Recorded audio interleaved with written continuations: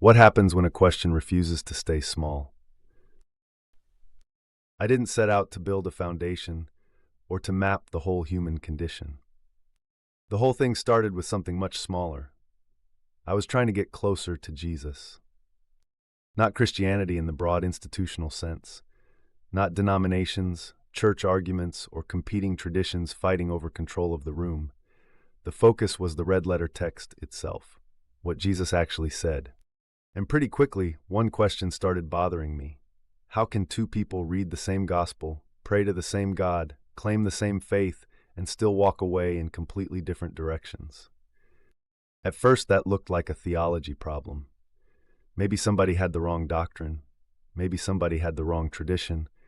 Maybe somebody was reading it through the wrong church structure. But the more I looked at it, the less that explanation held. The text mattered, obviously, but the reader mattered too. What they carried into the text changed what they could receive from it. That is where orientation entered the picture. Not as a fancy word, as a real problem. The way a person is positioned toward truth, toward meaning, toward Jesus, toward reality itself. Because if two people receive the same words and walk different directions, the question cannot only be about the words. It has to be about the person receiving them. And that is where the question started getting bigger than I expected. Because orientation is not only a theological issue, it is a human issue, and human beings are not simple. People do not usually struggle because they lack information. Most people are drowning in information. They have more psychology, philosophy, theology, podcasts, books, opinions, and frameworks than they can possibly process. And still, people feel off. They still repeat the same patterns.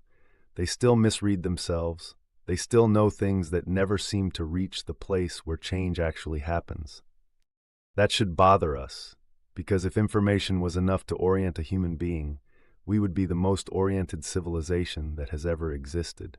Clearly, something else is happening. So the question moved into psychology, not because I wanted to turn faith into therapy, because I needed to understand the thing doing the orienting, the actual structure of the self. What is a person, functionally? What is happening beneath the story they tell about themselves? What receives the world, filters it, reacts to it, protects itself, and tries to move forward? That led into the kernel and the ego shell. The kernel as the deeper registering presence beneath the narrative. The ego shell as the adaptive boundary that forms around it. That model mattered because it explained something real. Why people hold on to patterns, why change is hard, why someone can know something is true and still struggle to move toward it. That is not stupidity. That is not failure. That is a complex self navigating a complex world through filters that were built for reasons, even when those reasons stop helping. Then emotion became part of the question. Not emotion as mood, not emotion as drama, emotion as information, emotion as force, emotion as something moving through the system with structure. That is where emotional telemetry came from. The idea that emotion is not just noise inside the body, it carries data, and that data moves through stages that can actually be tracked. And that was not something I wanted to just assert because it sounded interesting. If the structure was real, it deserved pressure, it deserved scrutiny, it deserved people asking hard questions. That is why the academic submission mattered. Not because credentials make something true, because if a structure is going to carry real weight, it should survive being looked at seriously. But even with the psychological model in place, something was still missing. The self mattered, regulation mattered, emotion mattered, but psychology was not built to answer every kind of human question. Psychology can help explain how a person regulates, reacts, adapts, protects, and moves through the world. That is real work, but it does not explain how a person interprets reality. That is a different domain.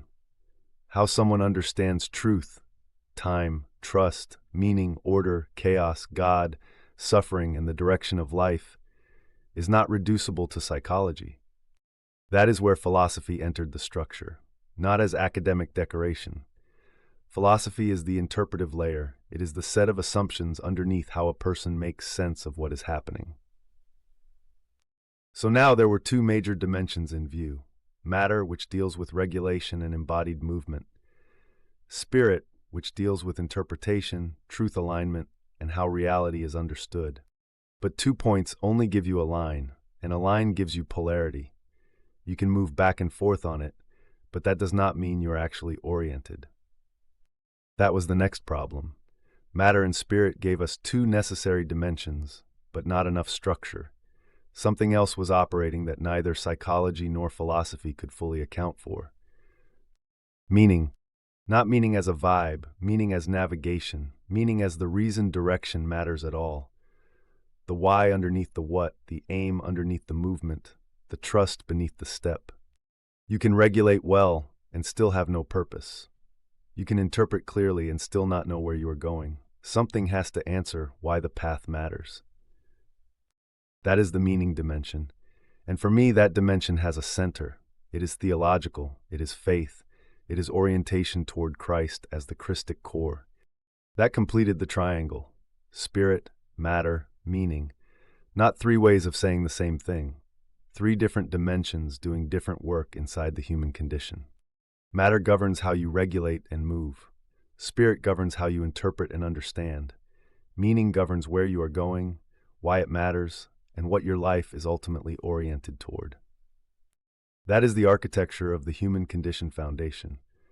Not a slogan, not branding, not 3 because 3 sounds cool. It is what showed up when the question kept being followed. And this is where 2 different works have to be separated cleanly. Neo-Eclectic Christianity and the Human Condition Foundation came from the same journey, but they are not the same thing. Neo-Eclectic Christianity is the theological base layer. That is the Christ-centered work, the red-letter focus, the critique of institutional drift, the attempt to get closer to Jesus directly. The Human Condition Foundation is the orientation framework. It lets us talk about real human problems in a way people can engage, even when religious language has become loaded for them. That distinction matters. I am not trying to replace Christianity with a system. I am trying to speak orientation to people who may not be able to hear it through church language anymore. Same gravity, same center, different entry point. That is the point. The Human Condition Foundation opens the conversation. Neo-Eclectic Christianity is where the theological heart of that conversation lives. And then something else happened. The triadic structure kept showing up everywhere. Not once, not as a neat organizational trick. Everywhere we looked, the pattern kept appearing again. Inside psychology, there were triads. Inside philosophy, there were triads. Inside faith and meaning, there were triads. Even time started breaking open into layered triadic structure. At some point, you have to stop and ask whether you are just organizing things that way, or whether you are noticing something real about how coherent systems actually hold together. That question moved beyond theology, psychology, and philosophy. It became metaphysical. Why does reality keep resolving through 3 points? Why does this geometry keep appearing at different levels? That is where the triadic interpretation of existence came from. Not as a doctrine, not as psychology, not as theology, as a structural question about existence itself. It asks why triadic architecture appears wherever systems have to act, adapt, and persist at the same time. That is not a small question, and I'm not pretending it is finished. Then the same pressure moved outward again. If spirit, matter, and meaning help describe a person, what happens when we look at a whole civilization through that same geometry? What happens when an entire culture loses balance between interpretation, material reality, and meaning? What happens when a civilization becomes rich in systems but poor in orientation? That opens civil-cultural geometric mapping. That part is still forming. I'm not going to pretend it is fully mapped, but the question is serious enough to keep following. And that is really the method behind the whole thing. We did not decide what the foundation should contain and then fill in the blanks. We followed questions until simple answers stopped holding. That is the difference between building a system and collecting cool ideas. Cool ideas can sit next to each other and look deep. A real structure has to hold under pressure. That is why Better Questions Are Our Work is not just a tagline, it describes the method. The work keeps moving because the first answer is almost never deep enough. Every video on this channel opens with a question and ends with a reframed question for a reason. That is not a gimmick. It is how the whole project operates. The question is not there to be cute. It is there because real understanding usually does not close the door. It opens a deeper one that was hidden behind the first. So where does that leave the body of work? The resonant life is the lived ground underneath it, the memoir, the life behind the structure, the proof that this did not come from abstraction or some detached intellectual exercise. The triadic operating self is the matter vector, the psychological architecture, kernel, ego shell, emotional telemetry, behavioral geometry, the person as a self-regulating being under real constraint. The triadic operating philosophy is the spirit vector, the interpretive architecture, how people generate philosophy, carry assumptions, relate to truth, and live inside the meaning of what they believe reality is.